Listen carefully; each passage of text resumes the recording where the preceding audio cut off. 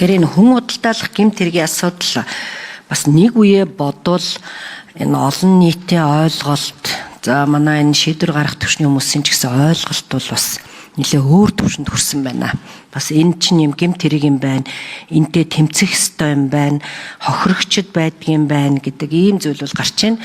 За өмнө нь би санаж байна 2008 онд энэ хүн худалдаалах гэмт хэргийн хохирогч нэг 2 эмэгтэй гараад ирээд хөрхий хэвлэл мэвлэлд ярилцлага өгсөн чинь зүгээр ерөөс хүмүүс чинь муу биеэ үнэлэгч тогчин зайлуул таарна гэсэн ийм зүйл маш их явж ирсэн.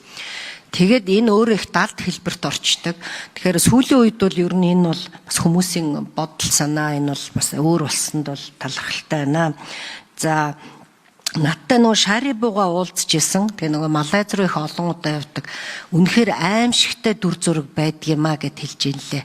Тэнд бол ерөөсөө зүгээр шорон шиг юмд байлгадаг. Зарим нь бол бүр нэг торон дотор, зарим нь бүр гав гинжтэй байдсан байлээ. Хэвээ аимшигтай гэл бүр яжсан. Энэ дээр бол заавал ажиллах хэрэгтэй гэдэг. Тэгэхээр би зөв нэг ийм зүйл хийвэл хэрэг хийх би бол одоо сошиалор нэлээд юм хардаг хэрнээ хараагүй. Энэ цагдаагийн ерхий газар одоо сүүлийн үед нэг хит хитэн аянууд хийж штэ энэ хар тамхины эсрэг үе тэнгийн дээр л энэ шиг энэ хүн худалдаалахын эсрэг бас энэ ойлголтыг нэлээд өгмөр байгаа. Тэр хүнийхэн царайг гаргахгүйгээр энэ кейсүүдийг яриулах хэрэгтэй. Очоод ямар нөхцөлд байсан, яаж одоо зовсон, тамлуулсан энэ бүх зүйлийг ярьж ингвэл явах гэж байгаа хүмүүсийг зогсоож чадна. Тэгэхгүй та нарын энэ судалгааг харахад бол маш их олон хүн явдаг юм байна шүү дээ. Энэ гадагшаага энэ чиглэлээр. Тэгэхээр эн чинь бүгд гэмт хэргийн золиос болно л гэсэн үг. Тэгэхээр энэ аянуудыг хийж аль болохоор энэ асуудлыг гаргахгүй байх талаар уртлан сэргийлэхгүй л юугаач мэдгүй нэг жоох охтууд явдаг. Очоод том одоо цалин ихтэй ажилд орно гэж бодчихдаг. Тийм учраас энэ бол маш аюултай зүйл байгаа. Тэгэхээр энийг бол бид нэр за хүүхэд дээр гайгүй байх гэж хайж болохгүй. Одоо тэр Эпштейний файлууд чинь аимшигын бүр үзэхийн аргагүй тийм видеонууд гарч шít. Хүүхдийг бүр яаж тамлан зовоож байгаа. Тэгэхээр энэ дээр бол манай улс бол маш сайн анхаарах хэрэгтэй. За нэг асуулт байна. Энэ хийх ажил дээр холбогч офицер ажиллуулна гэсэн байгаа. Энэ хүн яг хэдэн хүний тухай яриад байгаа? Монголд юм уу? Би хуучин Тагнуулын ерхий газрынхан хүн худалдаалах гэмт хэрэг хар тамхи хоёр нэг байдаг юм а. Бидний оронтой хүрэхгүй байна гэхээр оронтойг нэмүүлж өгсөн. Тэгэхээр одоо яг энэ ямар хүмүүсийн тухай яриад байгаа? Элчин сайдын яамдуудын тэр хүмүүс чинь бас одоо энэ дээр хэр холбоотой ажилдгийн энэ асуудлаа нэг дэлгэрүүлээд сайн тайлбарлчвал бид нар энийг шийдэх боломжтой шийдчихье. Энэ одоо хэдэн хүний тухай яриад таны асуултанд хариулъя. Миний энэ яриад байгаа санал бол энэ холбогч офицер гэдэг нь тухайн бүс нутгийн улс орнуудтай мэдээлэл солилцох, за хамтран одоо тухайн хохирогчийг аюулгүй хамгаалтанд авах, хохирогчийг эх оронд нь буцаан шилжүүлэх гэдэг юм уу, ийм чиглэлээр хамтран ажиллах чиглэлээр холбогч офицер ажиллуулна. Энэ ажиллуулах хэлбэр нь болохоор тухайн улс оронд заавал энэ холбогч офицерыг ингэж ажиллуулах биш. Эндээ одоо ажиллаж байгаа албагч нараасаа албагчтай томилоод тухайн одоо Зүүн Азийн бүс орнуудтай хамтран ажиллах, санамж хүчиг байгуулах, хууль эрх зүйн орчныг бүрдүүлснээр бол бид нар мэдээлэлээ солилцох юм сувгийг бүрдүүлнэ гэсэн ийм ойлголтоор би ийм санал тавьсан байгаа.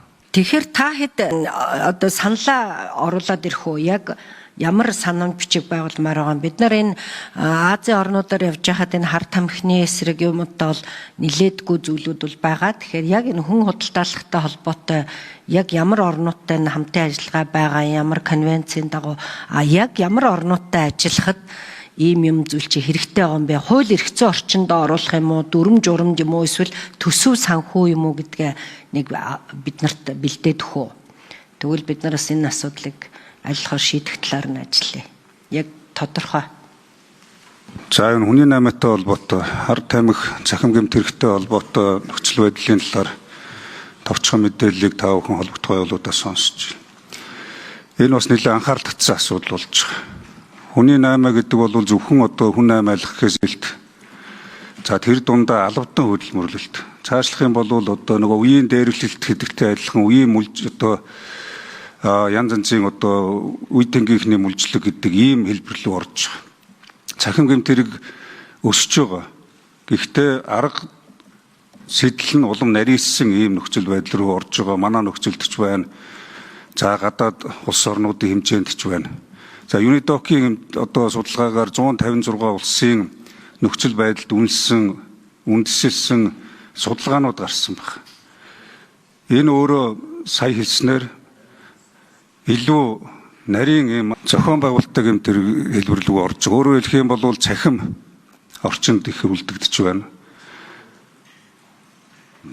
За манай улсын хувьд гэх юм бол одоо бүгд найрамд Солонгос улс, Турк улс, бүгд найрамд Хятад ард улс гэсэн улс орнуудад энэ хүний 8 хөдөлмөрийн мүлжлэг, албатан хөдөлмөрлөг хэлбэрээр хүний 8 олон одоо төрлөөр дүрсээ хувиргаж хэрэгж байна гэсэн ийм тооцоо бий.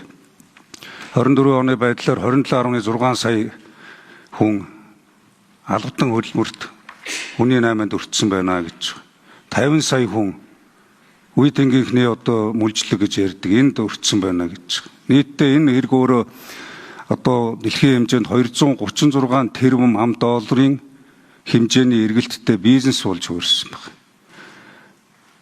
Тэгээ манай улсад энэ чиглэлээр авч хэрэгжүүлж байгаа арга хэмжээнүүд тодорхой үр дүнгүй өгж байгаа ч гэсэн цагдаагийн байгууллага энэ гэмт хэрэгтээ тэмцэж байгаа ч гэсэн энэ